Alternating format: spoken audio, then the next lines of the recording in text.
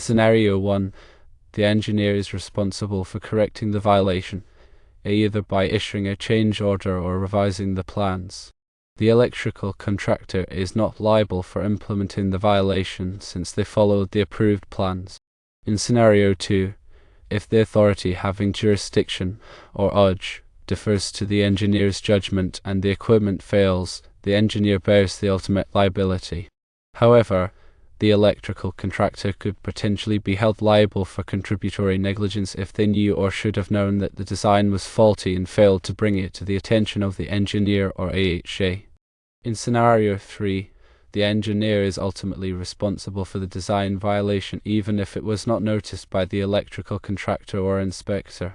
The electrical contractor and inspector could be held liable for contributory negligence if they fail to exercise reasonable care in reviewing the plans or making the inspection. In general, the electricians and other field personnel are not liable for implementing code violations if they follow approved plans. However, they may be responsible for contributory negligence if they firstly know or should know that the design is faulty, secondly, fail to bring the issue to the attention of appropriate parties, and thirdly, fail to exercise reasonable care in performing their work. It is crucial for all parties involved, the engineer, the electrical contractor, and the inspector, to thoroughly review plans and specifications to identify potential design violations. By addressing violations early on, the risk of accidents or liability can be minimized. Ultimately, the engineer bears the greatest liability for design violations, even if they are not malicious.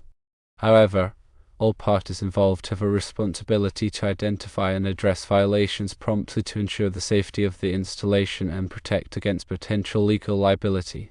The National Electrical Code, or NEC, is a comprehensive set of standards and guidelines for electrical installations. It is updated every 3 years to reflect the latest advancements in technology and safety practices. Understanding the NEC is essential for electrical engineers, electricians, and inspectors to ensure safe and compliant installations. Contributory negligence is a legal concept that applies when a person's own negligence contributes to their injury or loss. In the context of electrical work, contributory negligence may arise when an electrician or inspector fails to identify or address a code violation that they should have reasonably detected. If an electrician or inspector is found to be contributorily negligent, their liability for damages may be reduced or eliminated. The role of the authority having jurisdiction, or OJ, is crucial in ensuring compliance with the NEC. The AHA is responsible for enforcing the code and inspecting electrical installations to verify that they meet the required standards. In some cases, the AHA may defer to the engineer's judgment on technical matters. However, the AHA ultimately has the authority to make the final decision on whether an installation is compliant with the NEC. Change orders are common in construction projects, including electrical installations.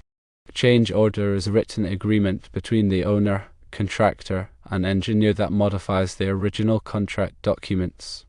Change orders may be necessary to address unforeseen conditions, design errors, or changes in the owner's requirements. When a code violation is discovered, a change order may be required to correct the violation and bring the installation into compliance with the NEC. The standard of care is a legal concept that defines the level of skill and diligence that a reasonably prudent person would exercise in a particular situation. In the context of electrical work, the standard of care requires engineers, electricians, and inspectors to exercise reasonable care in performing their duties. This includes reviewing plans and specifications, identifying potential code violations, and ensuring that installations are safe and compliant with the NEC. Engineers have a professional responsibility to design electrical systems that are safe and compliant with the NEC. This includes selecting appropriate materials and equipment, calculating electrical loads, and ensuring that the system is properly grounded and protected against overcurrents. Engineers should also review their designs to identify potential code violations and make necessary corrections before the installation begins. Electricians have a responsibility to install electrical systems in accordance with the plans and specifications provided by the engineer. This includes following the NEC, using approved materials and equipment, and ensuring that the installation is properly grounded and protected against overcurrents. Electricians should also inspect their work to identify potential code violations and make necessary corrections before the installation is energized. Inspectors have a responsibility to inspect electrical installations to verify that they are safe and compliant with the NEC. This includes reviewing plans and specifications, inspecting the installation, and identifying potential code violations. Inspectors should also communicate their findings to the engineer and electrician and ensure that any violations are corrected before the installation is approved. In addition to the NEC, there may be other applicable codes and standards that govern electrical installations. These may include state and local codes, as well as industry standards such as those published by the Institute of Electrical and Electronics Engineers, or IEE, and the National Fire Protection Association, or NFPA. It is important for engineers, electricians, and inspectors to be familiar with all applicable codes and standards to ensure that installations are safe and compliant. Continuing education is essential for electrical engineers, electricians, and inspectors to stay up to date on the latest codes, standards, and technologies.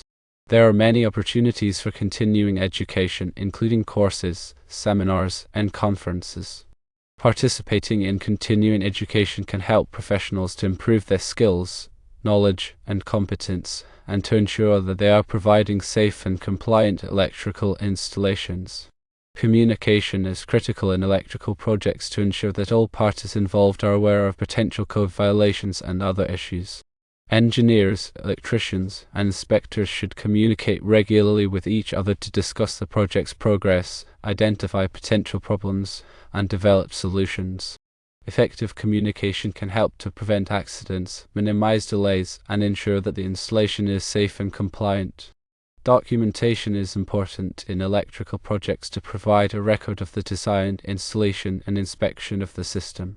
This documentation may include plans, specifications, calculations, test reports, and inspection reports.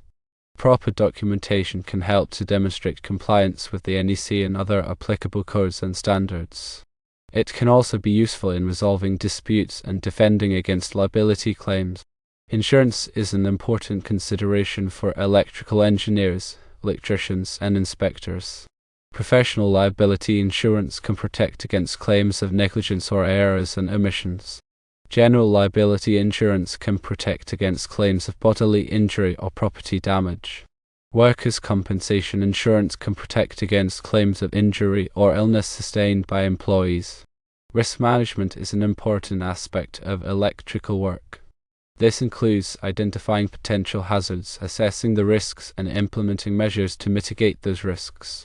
Risk management can help to prevent accidents, minimize delays, and protect against liability claims. Some common hazards in electrical work include electrical shock, arc flash, falls, and exposure to hazardous materials. Safety is paramount in electrical work. Engineers, electricians, and inspectors should always follow safe work practices to prevent accidents and injuries. This includes wearing appropriate personal protective equipment, or PPE, such as safety glasses, gloves, and footwear. It also includes using tools and equipment properly and following lockout/tagout procedures when working on de-energized equipment. Grounding is a critical safety feature in electrical systems. Grounding provides a path for fault current to flow back to the source, which can help to prevent electrical shock and fire. Electrical systems should be properly grounded in accordance with the NEC. Overcurrent protection is another important safety feature in electrical systems. Overcurrent protection devices, such as circuit breakers and fuses, are designed to interrupt the flow of current when it exceeds a safe level. This can help to prevent damage to equipment and wiring, as well as electrical shock and fire. Electrical systems should be properly protected against overcurrents in accordance with the NEC. Arc flash is a dangerous phenomenon that can occur when electrical equipment is energized. An arc flash is a sudden release of electrical energy that can cause severe burns, blindness, and even death. Engineers, electricians, and inspectors should be aware of the hazards of arc flash and take appropriate precautions to protect themselves. These precautions may include wearing ARC-rated PPE, using insulated tools, and maintaining a safe working distance from energized equipment. Lockout/tagout procedures are used to de-energize electrical equipment before it is worked on. These procedures involve disconnecting the equipment from its power source and placing a lock and tag on the disconnect switch to prevent it from being accidentally re-energized. Lockout/tagout procedures are essential for preventing electrical shock and other injuries. Testing is an important part of electrical work. Electrical systems should be tested to verify that they are safe and compliant with the NEC. Testing may include insulation resistance testing, continuity testing, and ground impedance testing. Test results should be documented and reviewed to identify potential problems. Troubleshooting is the process of identifying and correcting problems in electrical systems. Troubleshooting requires a thorough understanding of electrical theory and the ability to use test equipment and other tools. Engineers, electricians, and inspectors should be able to troubleshoot electrical problems effectively. Emergency procedures should be in place in case of an electrical accident. These procedures should include instructions for contacting emergency services, providing first aid, and shutting down the electrical system. Emergency procedures should be practiced regularly to ensure that everyone knows what to do in case of an emergency. The NEC provides specific requirements for the installation of various types of electrical equipment and systems. These requirements are designed to ensure that the equipment and systems are safe and compliant with the code. Engineers, electricians, and inspectors should be familiar with the NEC requirements for the types of equipment and systems that they work on. The NEC is a living document that is constantly being updated to reflect the latest advancements in technology and safety practices. It is important for engineers, electricians, and inspectors to stay up to date on the latest changes to the NEC to ensure that they are providing safe and compliant electrical installation. There are many resources available to help engineers, electricians, and inspectors stay up to date on the NEC. These resources include the NEC itself, as well as training courses, seminars, and publications. The National Fire Protection Association, or NFPA, also provides a variety of resources related to the NEC. The NEC is a complex and comprehensive document. It is important for engineers, electricians, and inspectors to have a thorough understanding of the NEC to ensure that they are providing safe and compliant electrical installations. Working with electricity requires knowledge, skill, and caution. Always prioritize safety and follow established procedures to prevent accidents and injuries. The 2017 NEC provides guidelines for safe electrical installations. It is important to consult the code for specific requirements related to conductor sizing, overcurrent protection, grounding, and other aspects of electrical work. For example, NEC Table 310.15b16 provides ampacity ratings for conductors based on their size and insulation type. This table is used to determine the appropriate conductor size for a given load. The NEC also specifies requirements for the installation of ground fault circuit interrupters, or GFCIs, in certain locations. GFCIs are designed to protect against electrical shock by detecting small ground faults and interrupting the circuit. The NEC requires GFCIs to be installed in bathrooms, kitchens, and other wet locations. The NEC also addresses the issue of arc flash hazards. The code requires employers to conduct arc flash hazard assessments and to provide employees with appropriate personal protective equipment, or PPE.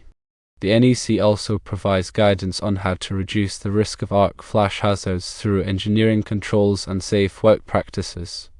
The NEC is not intended to be a design manual. It is a set of minimum requirements for safe electrical installations. Engineers are responsible for designing electrical systems that meet the specific needs of the application and that comply with all applicable codes and standards. The NEC is constantly evolving to keep pace with new technologies and safety concerns. It is important for electrical professionals to stay informed about the latest changes to the NEC to ensure that they are providing safe and compliant electrical installations. The NEC is an essential resource for anyone involved in the design, installation, or inspection of electrical systems. By following the requirements of the NEC, electrical professionals can help to protect people and property from electrical hazards.